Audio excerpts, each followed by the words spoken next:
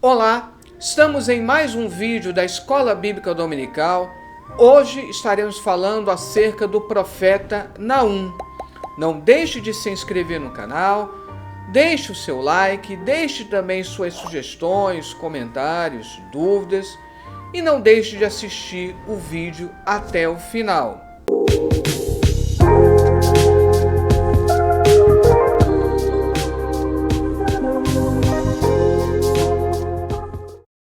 Introdução.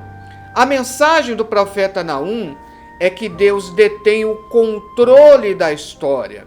Existem momentos em que parece que Deus perde o controle da história, mas é um engano nosso.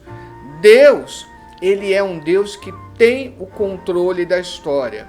Por isso, ele trará justiça e esperança em todo o mundo, mesmo nos tempos mais sombrios da história. Basta lembrar, por exemplo, a Segunda Guerra Mundial. Mesmo ali, Deus ele não perdeu o controle da história. Tópico 1, o cenário da mensagem do profeta Naum.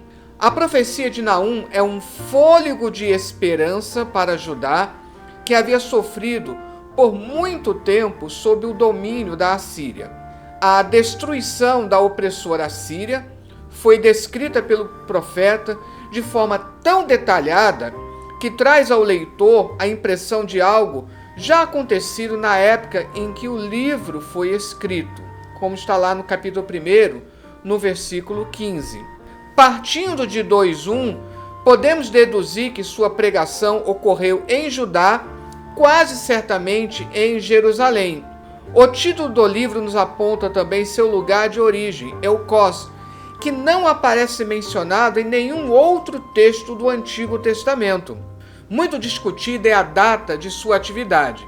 Essas páginas se concentram na queda de Nínive, que aconteceu no ano de 612 a.C. Embora se discuta a exata data, sabemos que foi no século VII, já que Naum é um dos profetas do século VII. Retrocedendo a partir de então, temos outra data-chave, a queda de Tebas, chamada de No-Amon, mencionada lá em 3:8. Isto aconteceu no ano de 668, 667 a.C., embora muitos autores continuem dando como válido 663 ou 662 a.C. Por conseguinte, devemos situar o livro entre estes dois momentos: queda de Tebas, mais ou menos aí 668 a.C., e a queda de Nínive, no ano 612 a.C. Portanto, mais de 70 anos de arco temporal. O jugo assírio se fazia sentir com toda a força em meados do século VII a.C. É nesta época que se recordaria também o trágico destino de Tebas. Por isso, diversos autores datam a obra de Naum entre os anos 68 e 654 a.C., datas que abrangem desde a destruição de Tebas até sua restauração. O que o Império Assírio faz aqui é subjugar o então Império Egípcio, e é o primeiro grande domínio em cima do Egito. O Egito depois vai se recuperar, mas é o primeiro grande golpe em que o Egito fica subordinado à Assíria. Para ser uma ideia, na época dos babilônios eles conseguiram se emancipar. Neste caso, Naum seria o único profeta conhecido durante o longo reinado de Manassés. São mais de 50 anos. São 55 anos para ser mais exato. E deveríamos contemplar sua obra numa nova perspectiva. Não é só a condenação de Nínive o que nela encontramos, mas também uma crítica velada à política assiriófila deste rei. O rei Manassés, ele, a pretexto de agradar a Assíria, ele implantou, inclusive, uma grande idolatria no reino de Judá, tornando-se, inclusive, o pior dentre os reis de Judá. E o livro dos reis acredita a ele a causa, posteriormente, ao cativeiro da Babilônia. Subtópico 1.1. Conhecendo um pouco mais o profeta. A única informação concreta sobre o profeta Naum é o seu nome. Nada mais se sabe a seu respeito. É possível que Naum tenha sido contemporâneo do profeta Sofonias, do profeta Jeremias e também do profeta Abacuque. Mesmo que eles não tenham sido contemporâneos, são todos profetas localizados no século VII, pouco antes do cativeiro. E por isso, eles são estudados em conjunto. Lembrando que os profetas menores, eles são estudados de 3 em 3. Então aqui nós temos 3 profetas menores bem interrelacionados, como vamos ver posteriormente. Não somente Naum, como Abacuque e Sofonias na sequência. Seu nome significa conforto, confortados, que deriva do verbo arrepender-se. Este homem de Deus é descrito como o Eucosita, ou seja, um nativo da vila de Elcós. Voltando aqui à questão do arrependimento, né? É essa raiz que aparece lá em Gênesis capítulo 6, quando fala que Deus se arrependeu de ter feito o homem, cuja tradução remete à ideia de alguém que precisa ser consolado por estar de luto. É como se ali Deus estivesse de luto pelo que estava acontecendo com a humanidade. É a mesma raiz aqui do nome de Naum. Como nós já falamos, existem muitas teorias sobre a localização deste local, Elcós, mas não foi possível descobrir sua identificação geográfica. Presume-se que ficava nas proximidades de Judá. O nome Naum significa muito provavelmente consolo ou conforto, como nós já falamos. Aparece somente no primeiro versículo deste livro e em Lucas 3:25, com referência a um ancestral de Jesus, embora não se trate da mesma pessoa. Ocorre com maior frequência nas fontes extrabíblicas e, na Bíblia, é comum a palavra afim, ou seja, da mesma raiz, Neemias. Então, Neemias tem o mesmo significado. Nada se sabe do Naum dessa profecia, senão que ele era um eucosita, oriundo da cidade ou região de Elcós. São várias as suposições quanto à localização de Elcós. Uma identificação mais provável, pelo menos dada por esse autor que eu estou citando aqui, é Beit Jebrim, em Judá, porque o Reino do Norte já estava no exílio, tornando realmente impossível uma localização em Israel, ou seja, no Reino do Norte. Subtópico 1.2, a mensagem do profeta. A mensagem do profeta Naum, anunciada no auge do poder da Assíria, é uma clara advertência à cidade de Nínive sobre a destruição que eles experimentariam por causa de suas crueldades com outras nações e a rebeldia de seus habitantes. É necessário aqui recordar o que nós já falamos lá acerca do profeta Jonas. Novamente aqui, a Assíria, ela é o ponto-chave, é o assunto que faz com que possamos entender adequadamente a mensagem do profeta Naum. Se para os ninivitas, lembrando, Nínive é a última capital da Assíria. Se para os ninivitas a mensagem era de juízo e de destruição, para Judá era uma mensagem de consolo e esperança sobre a intervenção de Deus em favor do seu povo. Como está aqui nos versículos 13 e 15 do capítulo 1. Mas agora quebrarei o seu jugo de cima de ti e romperei os teus laços. Eis sobre os montes os pés do que traz as boas novas, do que anuncia a paz. Celebra as tuas festas, ó Judá. Cumpre os teus votos, porque o ímpio não tornará mais a passar por ti. Ele é inteiramente exterminado. Lógico que podemos fazer aqui também uma leitura escatológica. Além de estar falando daquela opressão da Síria naquela época, também pode ter uma aplicação escatológica para o fim dos tempos, quando de fato podemos dizer que o ímpio, o inimigo, será totalmente, o mal, ele será totalmente exterminado. As profecias bíblicas, os profetas, os livros proféticos têm essa característica, uma dupla aplicação, tanto na época em que foi escrito, como para tempos ainda adiante. Dos profetas menores, 2 ocuparam-se só de Nínive ou da Síria. Jonas, aproximadamente 760 a.C., e Naum, mais ou menos em 630 a.C. um distante do outro, aproximadamente 130 anos. A mensagem de Jonas foi de misericórdia, a de Naum de condenação. Jonas predisse a destruição de Nínive, a menos que seus habitantes se convertessem. Naum previu que a punição divina chegaria anos mais tarde, muitas gerações depois do tempo de Jonas. Falando humanamente, a predição de Naum era quase impossível de ocorrer, pois Nínive era a capital invencível de um império mundial, um império que já estava no seu auge há quase 200 anos. Todavia, como foi predito, a vasta nação assíria chegou à destruição completa aproximadamente 100 anos depois que Naum profetizou. 1.3. O julgamento de Nínive. Havia um costume entre os ninivitas de levarem os ídolos das nações vencidas para sua terra em sinal de superioridade de seus deuses. Era um povo arrogante, pois se diziam mais poderosos do que o Deus de Israel. Eles se vangloriavam de tecnologias da época. O primeiro exército que usa botas, um dos primeiros exércitos a usar ariete para poder conseguir vencer cercos, derrubar muralhas. Contudo, Deus traria sobre eles o seu juízo e toda aquela potência que dominava o Oriente Médio iria cair. Mesmo aqueles que se julgam indestrutíveis estão sob o domínio de Deus e nada foge ao seu controle.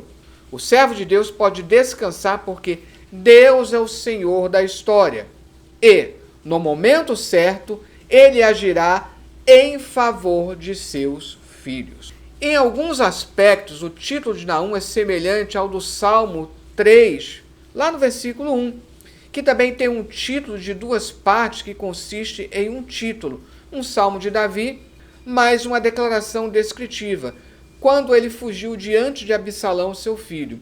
No Salmo 3, como aqui em Naum, o título inicial de duas palavras está fora da estrutura prosódica. Isso é um outro detalhe interessante. Embora não se tenha uma certeza, mas pela semelhança, pelo uso do acróstico, ou seja, no hebraico está numa sequência alfabética, embora imperfeita, tudo isso leva a crer que lá no capítulo 1 nós tenhamos uma espécie de salmo. Nós já falamos em outra ocasião, sim, existem salmos fora do livro de Salmos na Bíblia. Tópico 2. A bondade e a ira de Deus. O profeta anuncia o arrependimento como elemento necessário para escapar da ira de Deus e experimentar a sua bondade. O Senhor é tardio em irar-se, mas grande em força, e ao culpado não tem por inocente. Sua misericórdia alcançaria a todo pecador como demonstração de seu poder. A sua bondade e longanimidade se estenderia àqueles que permanecessem fiéis. O Senhor é bom, uma fortaleza no dia da angústia, e conhece os que confiam nele. Algumas ponderações aqui. Deus, ele é fiel à sua palavra, e na medida que nós somos obedientes à sua palavra, ele estende a sua mão para nós. E outra coisa, apesar de todas as atrocidades que nós presenciamos, apesar de tantas coisas ruins que vemos acontecendo, nunca podemos duvidar da bondade de Deus. Nunca podemos duvidar que Deus ele tem o controle da história. Subtópico 2.1. Consolo e esperança. Embora o livro de Naum contenha duras palavras para a cidade de Nínive, para Judá, assim como para outras nações que viviam aterrorizadas pela dominação assíria, saber que todo aquele império chegaria um dia ao fim era, de fato, um sopro de esperança em meio àquele cenário de opressão e desalento. Deus usa o profeta Naum em meio ao caos que a cidade de Judá se encontrava por ter sido saqueada e destruída pelos ninivitas. Importa saber que, seja qual for a força e o poder do oponente, nada se compara ao poder de Deus. A mensagem do livro é de conforto para Judá, acabando com a opressão de Nínive. Jacó será restaurado porque a opressão de Nínive acabará. De fato, todos os povos sentirão a restauração com a queda do opressor. Quando os povos ouvirem a palavra do fim da Assíria, baterão palmas, pois todos sentiram a crueldade do poder assírio. O livro quer mostrar isso, que Deus ele está castigando a Síria por todo o mal, por toda a crueldade feita, não somente ao povo de Deus, ao reino de Judá, mas também a todos os povos pagãos que estavam sofrendo nas mãos dos assírios. 2.2. Restauração de Judá. A promessa de restauração de Judá representa a justiça de Deus sobre a iniquidade de um povo opressor, cruel e arrogante. Em tempos passados, a Assíria foi usada como instrumento de disciplina para o Reino do Norte. Ainda assim, a remanescente Judá pouco aprendera com o que os seus compatriotas passaram. A promessa de restauração nada tinha a ver com os merecimentos do povo de Judá. Tudo o que nós recebemos não é por causa do nosso merecimento. Quem somos nós para merecermos alguma coisa? Lógico que nós devemos fazer o serviço de Deus por agradecimento. Mas como diz lá em Isaías 64, toda a nossa justiça para Deus é como trapo de imundícia. E lembrando que diz lá em Lucas 17, depois de haver feito tudo, ninguém faz tudo, mas depois de haver feito tudo, devemos dizer, somos servos inúteis, porque fizemos apenas aquilo que nos foi ordenado. Então a promessa de restauração nada tinha a ver com os merecimentos do povo de Judá, mas estava baseada no caráter gracioso de Deus, em sua infinita misericórdia e sua inabalável fidelidade à aliança feita com seus servos no passado. O termo Gaon, que é usado lá em 2.3, tem conotações positivas, esplendor, majestade, glória, orgulho, como oposto da humilhação, e negativas, orgulho como arrogância. Ou seja, embora algumas Bíblias traduzam como glória, não é a mesma palavra kavod, que fala da glória de Deus. Isso é muito importante. O Gaon Yaakov, o orgulho de Jacó, aqui denota a terra, como no Salmo 47:5, onde a frase aparece em paralelo com Nahalá, herança. Esses números que estão entre colchetes remetem à numeração na Bíblia hebraica. A humilhação que está terminando é a perda da terra para o Império Assírio. E a expressão aqui pode ser interpretada como uma mensagem de esperança para um reino do norte restaurado em Israel. Josias, quando ele promove uma grande restauração do culto, um grande avivamento, um grande despertamento espiritual, motivado pelo livro de Deuteronômio, achado lá no templo, um dos planos era restaurar também o reino do norte, integrando ao reino de Judá. 2.3. A vitória de Deus. O livro do profeta Naum apresenta o julgamento de Deus sobre os ninivitas e, sob a ótica humana, pode parecer um julgamento passional para um Deus de misericórdia e bondade. No entanto, há de se ressaltar que a conduta dos ninivitas com seus adversários era de uma barbaridade sem precedentes. Recordando que nós falamos no vídeo sobre Jonas, eles faziam, por exemplo, os inimigos beberem chumbo derretido. Além de matar, saquear, eles também usavam a tática da tortura com requintes de crueldade, como já falamos, para infligir medo e implantar o terror em todos os povos. Foi um reino todo ele calcado no regime do terror. Eles usavam o medo dos povos para extorquir e assegurar que lhes pagassem altos impostos, sustentando assim o estilo de vida e a manutenção de seu numeroso exército. Mas tudo isso teria um fim. Deus já havia decretado isso por meio do profeta. Eis que eu estou contra ti, diz o Senhor dos Exércitos, e queimarei na fumaça os teus carros, e a espada devorará os teus leõezinhos, e arrancarei da terra a tua presa, e não se ouvirá mais a voz dos teus mensageiros. Naum 2,13. Aqui o comentário de Champlin. Toda essa conversa sobre um feroz julgamento não nos deve fazer esquecer de que Adonai, ou seja, o Senhor, é bom e até os seus mais severos juízos têm por intuito restaurar e não meramente tirar vingança. Seja como for, quando Adonai, ou seja, o Senhor, julgou os assírios, ele estava fazendo um favor para o mundo inteiro da época. Ele é uma fortaleza para o bem, um lugar onde os homens podem refugiar-se e receber proteção. Não esqueça disso. O bem que Deus te faz, ele deve também beneficiar outros sempre. Tópico 3, Naum para hoje. A tônica do livro de Naum é a justiça de Deus e deve ser uma mensagem para todos os tempos. Muito embora a justiça de Deus seja incompreensível aos parâmetros humanos, é certo que ele trará juízo sobre toda a iniquidade.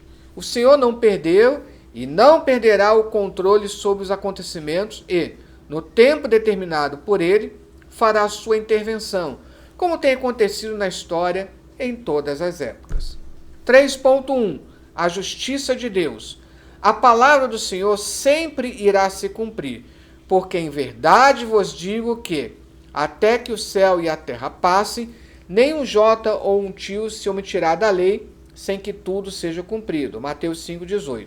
Sejam palavras de bênção ou de juízo, como foi contra a Assíria. Isso significa que não há ninguém tão orgulhoso e cheio de si que não seja alcançado pelo juízo de Deus, mas também ninguém tão pecador e arrependido que não seja alcançado pela misericórdia do Senhor. Isso é muito importante. Em 2,12, os reis assírios referem-se a si mesmos como leões em suas inscrições, e como observa Coggins. Isaías 5,29 retrata o ataque do exército assírio em termos de um ataque de leões, o que compartilha muito em termos de vocabulário e imagens com o texto aqui. Inclusive, são alguns alto-relevos, que representam reis assírios caçando leões. A diferença entre as duas passagens é a inversão de papéis, pois o temido leão da Síria agora está se tornando a presa do mais poderoso leão de Judá. 3.2. Deus se compadece dos que nele confiam. A palavra do profeta Naum trouxe contentamento ao povo de Judá, pois assegurava-lhes de que Deus não os havia desamparado, ainda que tivessem muitas vezes e de muitas maneiras se afastado dos caminhos do Senhor. A verdadeira confiança não deve estar fundamentada em qualquer outra pessoa a não ser Deus, ainda que seja alguém detentor de muitos poderes e influência na sociedade. Os que confiam no Senhor permanecem firmes e atravessam com confiança as aflições, tentações, dificuldades e quaisquer que sejam as circunstâncias adversas. Tebas, a capital do Egito, na época aqui, mais ou menos, porque o Egito, com a sua história bimilenar, trimilenar, o Egito, ele teve várias capitais ao longo do tempo. Mas nessa época, Tebas, então a capital do Egito, é muitas vezes chamada para a palavra egípcia Not, cidade. Em Naum 3,8, chamada No-Amon, cidade de Amon. No entanto, ao traduzir Naum para a Vulgata, Jerônimo adotou uma antiga interpretação rabínica baseada em um trocadilho com o nome do deus, Ramon-No, a multidão de No, lá em Ezequiel 30:15. Isso porque a principal divindade egípcia, Amon-Ra. Então está fazendo um trocadilho com o nome dessa divindade aqui. 3.3. A soberania de Deus. Naum foi um profeta ousado em sua época, pois sua sentença assegura a soberania de Deus e a dominação da poderosa e temida Nínive. A profecia foi cumprida por meio da união do povo babilônio e do povo medo, que contavam com numerosos exércitos, derrotando assim a poderosa Assíria. Os medos depois se uniriam também aos babilônios e depois se uniriam aos persas. Os medos sempre estavam fazendo essas alianças. Ainda que nem todas as nações invoquem ou sirvam ao Senhor, a soberania de Deus se estende sobre elas também. As teofanias realçam as descrições que Naum e Abacuque fizeram do guerreiro divino. Em Naum, no capítulo 1, versículo 2 ao 8, o Senhor vem em uma ventania muito forte, o seu poderoso grito de guerra fazendo a natureza toda tremer de medo. Persegue os inimigos com trevas, símbolo de morte e destruição. Na teofania de Abacuque, o Senhor vem marchando do sul em esplendor radiante. Conforme vem se aproximando na tormenta, o cosmo treme de medo. Liderando os carros na batalha, ele dispara as armas contra os inimigos do povo, causando efeitos devastadores. Faço agora aqui a bibliografia que eu utilizei durante todo esse estudo.